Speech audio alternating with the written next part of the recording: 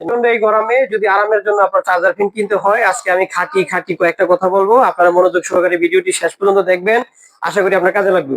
যদি আপনার ঘরে চার্জার ফ্যান থাকে, আপনি কিভাবে নিয়ম কানুন মেনে চলে ব্যবহার করেন, এটা একটা জানার বিষয় আছে। দ্বিতীয়ত হলো, যারা নতুন চার্জার ফ্যান কিনবেন, আপনাদের এই নিয়ম কানুন জানা আছে কিনা আমি জানি না। আর হচ্ছে আপনারা কি ধরনের চার্জার ফ্যান কিনবেন। যেমন আমি যদি বলি, এটা একটা মিজুকি কোম্পানি চার্জার ফ্যান।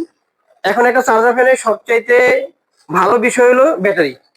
এই কোম্পানির ব্যাটারি গুলো হলো পাউডার ব্যাটারি, এগুলোতে চার্জ থাকে প্রচুর, এবং এই ব্যাটারি গুলো খুব সহজে একটা নষ্ট হয় না। দ্বিতীয়ত, আমি যদি ওয়ালটন কোম্পানির ফ্যানের কথা বলি, এই ফ্যানগুলো দেখতে অনেক সুন্দর, তবে ওদের ব্যাটারি দিচ্ছে পাউডার ব্যাটারি না, পানি ব্যাটারি। যার কারণে পানি কয়েক মাস পর কমে গেলে কিন্তু ফ্যানের চার্জ কম থাকে।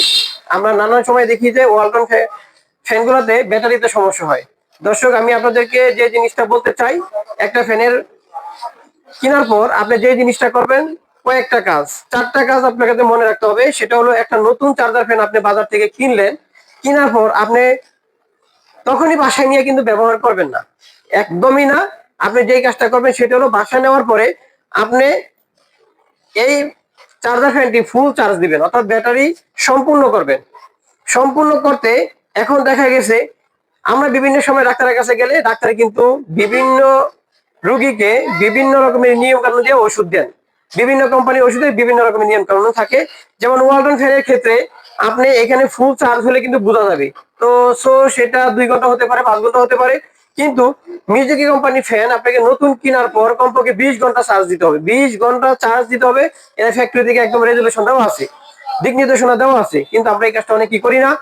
আমি আপনাদেরকে বলবো, আপনি যে কোম্পানির ফ্যান নেন না কেন, আপনাকে প্রথম অবস্থায় যেটা করতে হবে সেটা হলো ফুল চার্জ দিতে হবে। নাম্বার 2, আমরা অনেক সময় যে ভুল কাজটা করে থাকি সেটা হলো, আমরা কারেন্টের লাইন লাগাই কিন্তু ফ্যান ইউজ করি। এটা করা যাবে না, এটা একদমই করা যাবে না।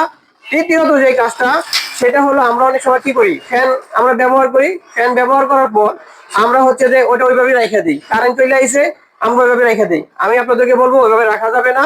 আপনারা যে কাজটা করবেন সেটা হলো, একটা চার্জার ফ্যান ব্যবহার করলেন, ব্যবহার করার পর যদি 2 থেকে 3 ঘন্টা আপনি ব্যবহার করলেন, করার পরে চার্জ কমছে না, তারপর আপনাকে যে কাজটা করতে হবে সেটা হলো, আপনি ফুল চার্জ দিয়া আপনি রেখে দিবেন। লো অবস্থা রাখা যাবে না, ডাইরেক্ট কারেন্টে চালানো যাবে না, ফুল চার্জ দিতে হবে। আর যে কাজটা সর্বশেষ আমি আপনাদেরকে বলবো সেটা হলো, আপনারা শীতকালে মাঝে মধ্যে ফ্যান চালাবেন, অর্থাৎ ফ্যান 12 মাসই চালাবেন। শীতকালে মাঝে মধ্যে ফ্যান চালাবেন, যাতে ফ্যানের ব্যাটারিটা ভালো থাকে। মাঝে মধ্যে প্রয়োজন না হলে চালাবেন, আবার চার্জ দিবেন, রেখে দিবেন। আশা করি এই 4টা নিয়ম কারণ মেনে চললে আপনারা যদি ফ্যান ব্যবহার করেন, তাহলে এই ফ্যান আপনারা দীর্ঘ কয়েক বছর ব্যবহার করতে পারবেন নিঃসন্দেহে। এটা আমার একটা দৃঢ় বিশ্বাস। তো আশা করি আমার পরামর্শটি আপনাদের কাজে লাগবে। তো এরকম ভালো ভালো টিপস পেতে আমাদের ভিডিওটি দেখবেন। এবং হচ্ছে, আপনি যদি আপনার অবস্থান যদি আমাদের শোরুমের কাছাকাছি হয়, আসবেন আমাদের শোরুমে। আমাদের শোরুমের ঠিকানা স্বাধীন বলে একটি শোরুম, দিঘিবার পথতলা, চান্দুরা, কালিয়াকৈর, গাজীপুর।